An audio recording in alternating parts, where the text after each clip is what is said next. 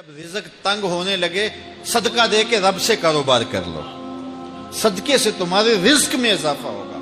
یہ رب کا وعدہ ہے اور اللہ کے وعدے جھوٹے نہیں ہو سکتے۔ رزق کی برکت کا ایک اور بہت بڑا ذریعہ النکاح ہے۔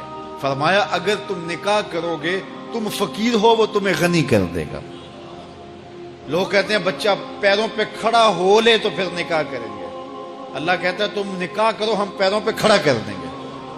ہمارا فلسفہ اپنا ہے، اس کا حکم اپنا ہے۔ وہ کہتا ہے ابھی تو یہ اپنے لیے نہیں کماتا، تو جو آئے گی اس کو کہاں سے کھلائے گا؟ میاں جس نے آنا ہے اس نے اپنا رزق لے کے آنا ہے۔ تو بچوں کی شادیاں کرو، اگر وہ جوان ہو گئے رزق نصیب ہوگا۔ اپنے اہل خانہ کو نماز کے حکم دینے سے رزق بڑھتا ہے، کیونکہ جو صبح کا وقت ہوتا ہے یہ رزق کے بٹنے کا وقت ہوتا ہے، اور جس گھر میں صبح کے وقت لوگ سوئے ہوئے ہوتے ہیں وہاں بے برکتیاں ہوتی ہیں۔